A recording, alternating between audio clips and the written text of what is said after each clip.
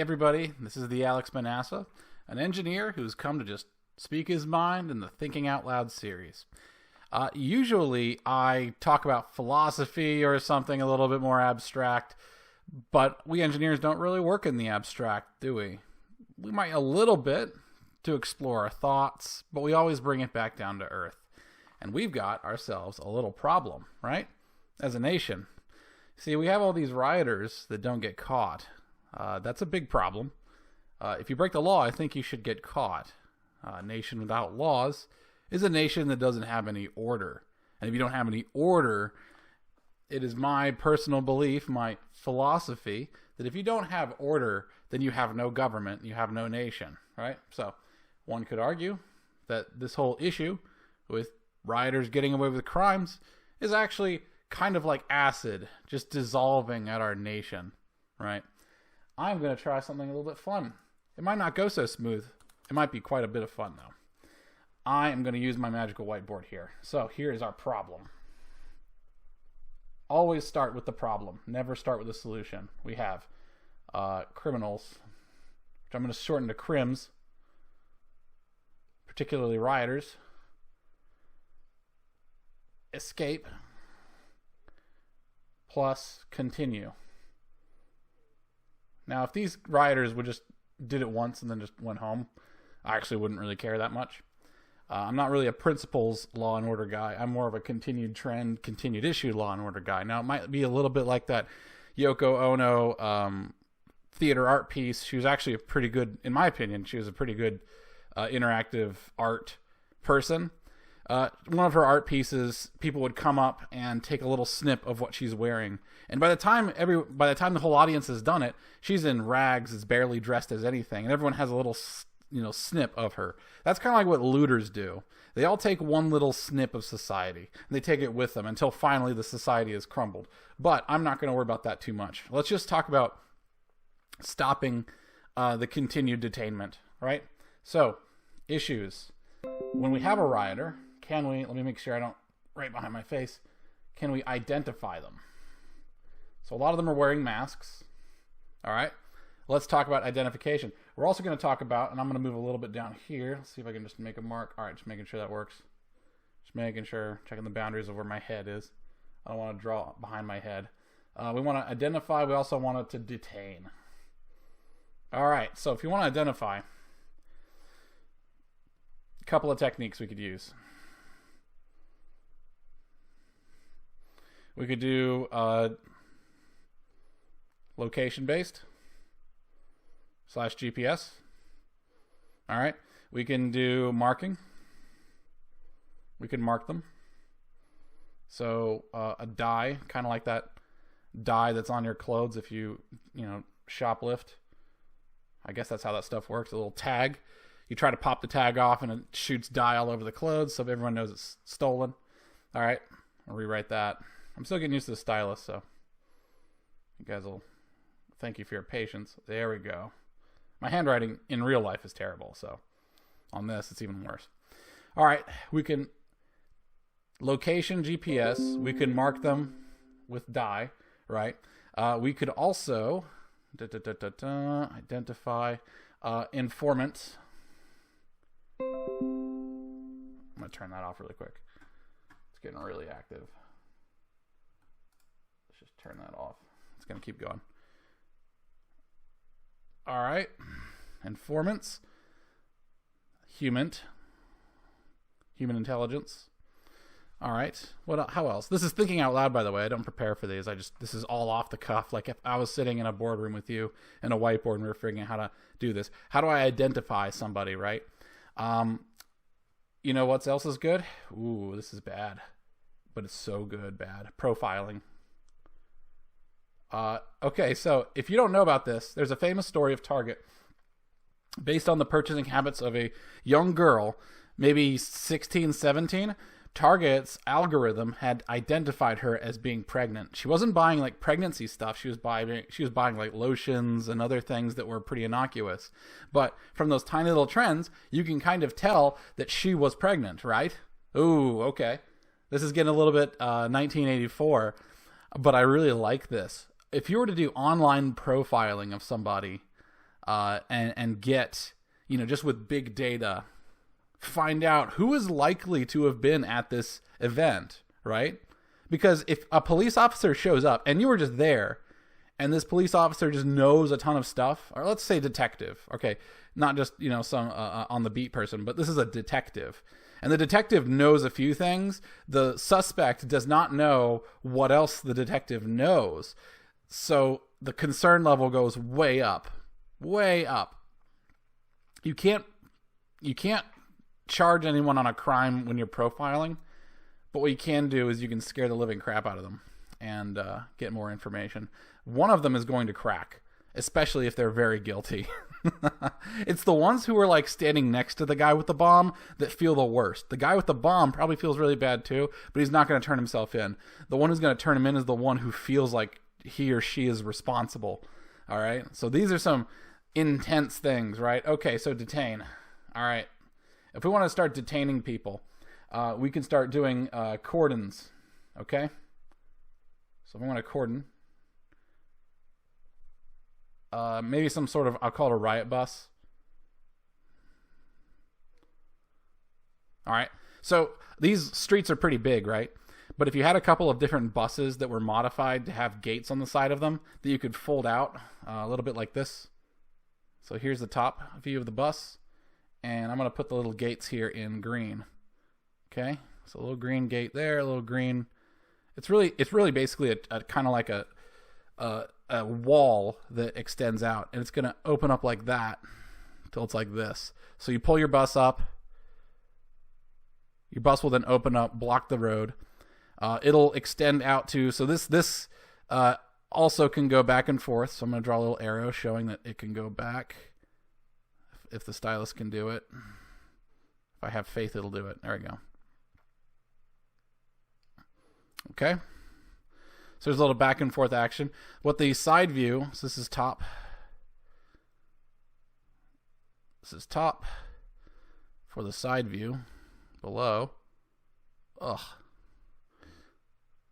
Sorry, when I'm trying to do fine detail, it just seems to crap out on me.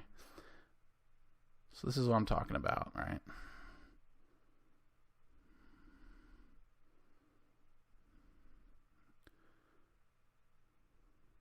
So this is a lot of what you'll see outside of stores. Sometimes they'll be vertical. Sometimes they'll be horizontally opening. But these gates, and there's this part here, these gates will just extend out, right? They'll get a little shorter or something, or they'll have some sort of extension mechanism. I'm not really a mechanical engineer, but I think a mechanical engineer could easily figure that out and get it implemented. But if you had a riot bus, you just pull like two buses up, and they just fold out these gates, and then they extend them out.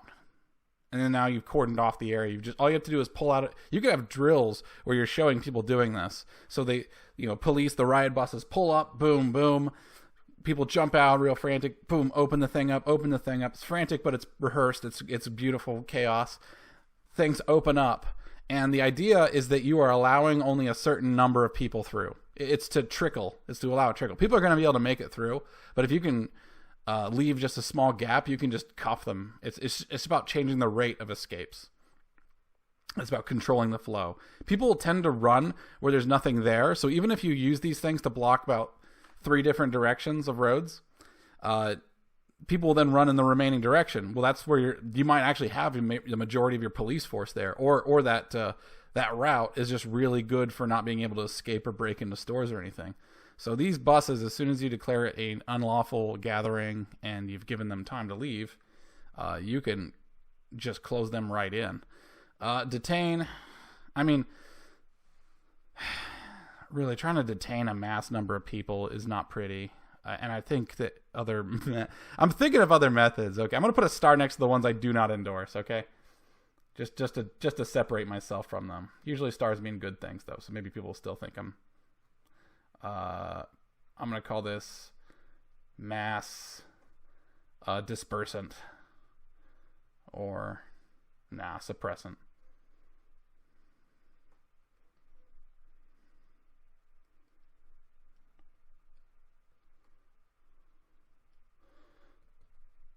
I'm just going to write pepper. I think you'll know. So I was watching the Scott Adams show earlier. He said, why don't we have drones? And I thought about this like 2 months ago, that you could just crop dust the crowd with some sort of suppressant. I don't endorse this because that's really unpretty, but you know, maybe it's better than. There's never a pretty way of doing things. There's just the better way and then the worse way. So it depends on how desperate things get, right? You could also use this as a dispersant to direct the crowds in directions. Like, I'm surprised people don't do that.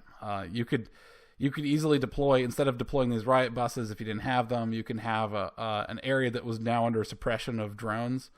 And you could even have targeted pepper spray. So here's drone. I'm going to just call this drone.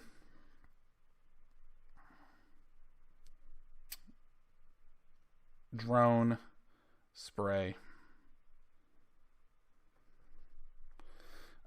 Directed. So you can have a quadcopter just floating around above the crowd, and it has a little gimbal where it's just pointing this pepper spray, and it's just actually hitting targets, dead on. Like, one person is, it could even wait for their face not to be covered. Although there's going to be a certain time of flight issue as the pepper spray flies through the air. It might be a second or two. It's not like a bullet or anything, which is that fast. However, if you're using rubber bullets, oof, that's a little mean, but it could be done. We're going to see how that goes. I don't think there's any laws against that yet. You don't want to be the first one, though. You don't want to be the first one. All right, so let's talk a little bit about that, because in my mind I can visualize this stuff really easily. I think it's more fun though if I go ahead and draw it out. So let's just draw a couple of different models of drone. All right, so we got our drone. All right, obviously you've got your 1, 2, 3, 4 propellers. By the way, if you want to draw propellers really fast, just make them into circles. Your mind will fill in the rest. Okay, boom, boom.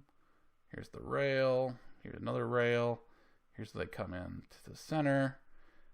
And in the center is the good stuff. Okay. Because in the center, let's put that in red, actually. All right.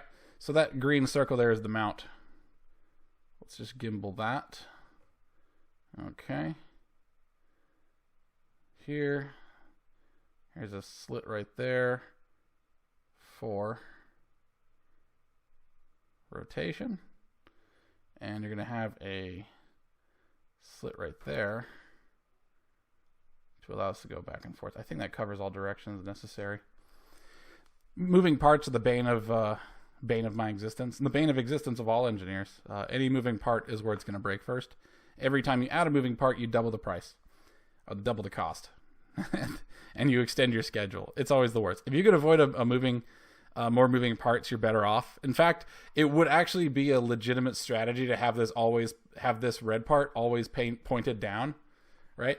And just make the drone move over to where you need to go. It's much easier to take these 4 existing propellers and use it to direct the drone than it is to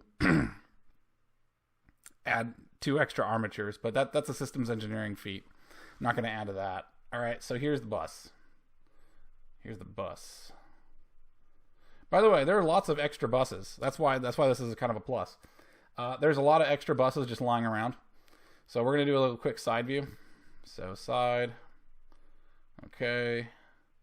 We're going to do a side and a rear view. I think that's going to be better. I already showed the top. There's not much to show at the top, right? So here's the bus. Let's make the bus black. There we go. Nice and imposing. I'll make the little gate red. So when it's not deployed,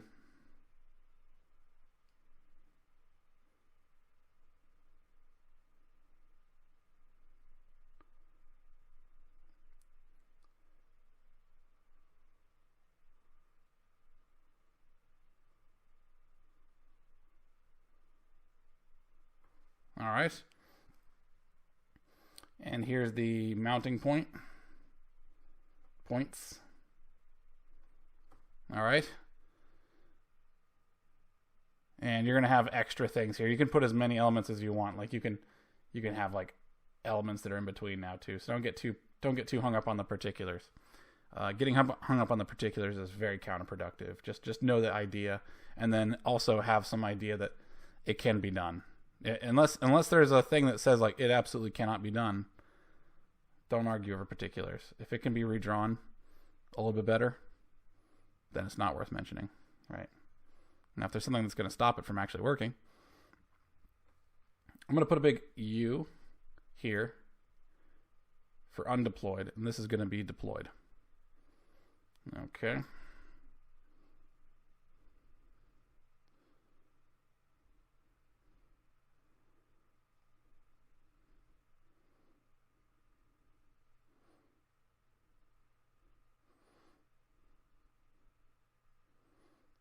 And the shape doesn't even have to be a diamond. It can be any shape. Any shape that extends out. There's probably shapes that don't become more stout. Mechanical engineers are really underappreciated wizards. And I have a lot of faith in them to figure this sort of stuff out. I didn't even know you could drill a square hole. You totally can. There's a special bit for that. It's a little complicated and very expensive, but it's there. Yeah, I think if you were to give that drone... The drone up there is more interesting because it's more complicated, but the bus is like, boom, it's done. It's more of a tactical thing. What you'd want to give this thing is you'd want to give this machine vision.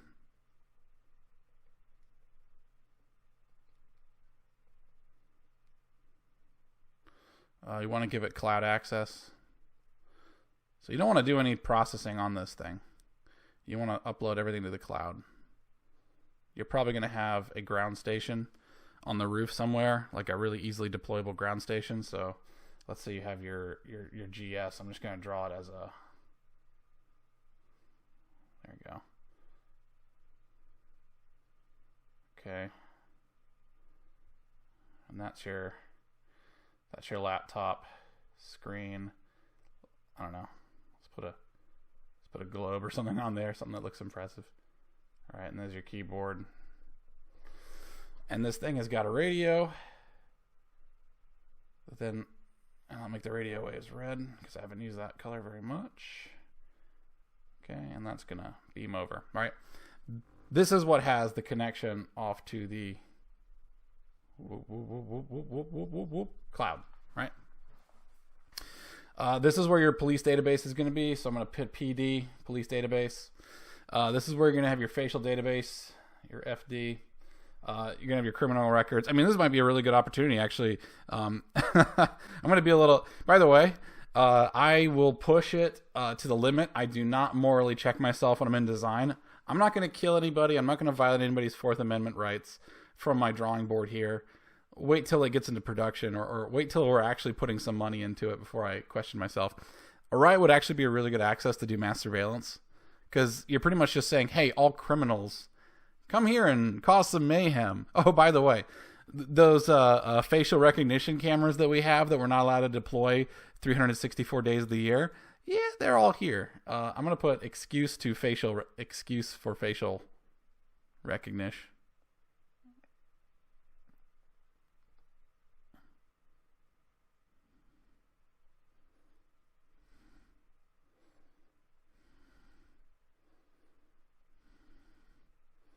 Oh, and we could start building a profile on you while you're there. Like your facial recognition is one thing, but your clothing, anything that's unique about it. Hopefully you're all wearing exactly black block, because even if you're wearing like a unique Etsy shirt or have a special sign with you or anything I mean, we're going to check the trajectory of like where you come and go, right? So what we're going to do is we're going to map you the entire time. The more persistent our vision is of the crowd, the better our tracking will be of you. So if I see you going north on Broadway, and I saw you come south on, if you came south on Broadway to get to the riot, and I see you going north on Broadway, or I see a thing going north on Broadway, that creates a weak association. What I'd call a weak association, right? Because a lot of other people are going to go north on Broadway too to get out of there. But if your car is parked up there, that tells me that it's time to like go, look at the feeds that are up there. And we're just going to keep following you until eventually we get to something unique. Like, you could just walk out of New York City if you wanted to, and you'll be watched every minute of the way until you finally get to some place until you like get to your house. If you get into a car, we'll know it's there. If you get into an Uber or something, we'll know that's there. If you get into like the riot bus, we'll know that's there. Like, I don't know. You got to make some sort of escape. You're going to have to escape out of the, you're going to have to escape out of the riot. And the thing about the riot is if it's just one person, I could see that happening. If it's a single crime, people evade the intelligence all the time. The problem is if it's a mass crowd, there just aren't that many escape routes, and you're going to slip up. Someone's going to slip up. And the more people who slip up, the more of this we have, right? The more of this we get. What percentage of the people do I need to catch before I've got all of them? At least enough to prevent the next riot. I would bet it would probably be like 2 to 5%. I don't need to catch everybody. I need to catch enough people to make everyone else scared. Because if you said that I have a 5% chance of going to federal prison for what I'm about to do, you're probably not going to go. You're just not going to go. All right. Anything else that's interesting? You know, I talked about this identify part. Identifying is really good, but it's not going to fix the riot while it's happening. I'm just moving my screen around. There we go. It's not going to fix the riot while it's happening, but it will allow you to get justice later. These dispersants, these detains are more to disperse, to stop the riot. So you can either stop the riot one day, or you can let the riot go and catch everybody, or you could do both, right? And wouldn't we rather to do both? Well, our goal here is to mark people with some sort of dye, like a dye that does not wash out. You're going to have a purple face. You're going to get your butt arrested. We got our informants providing us with human intelligence. That means that if I catch one, I can turn 1 into 5, and then I can turn 5 into 25. So that's it goes on to a limit. It's going to follow this is probably going to follow a logistic cycle. Logistic cycle, for anyone who doesn't know, is as a beaker with nutrients is given some germs. The germ's going to eat the nutrients, and it's going to look a little bit like this. They're going to shoot up like that. Right? And you get your max growth. And then finally you get your top off, your plateau. And this is not infinite. It's not an infinite number we're going to catch that way. Human, you have to start out with, with a certain number of humans that you have, you can only grow it to a certain limit. So for X caught, you can catch a few more, but I doubt that you're going to be able to catch every cell. You have to catch one member of every organized cell, and that's assuming that everyone is in an organized cell and didn't just look on Facebook or Twitter and just show up and nobody knows who they are. There is going to be a limit.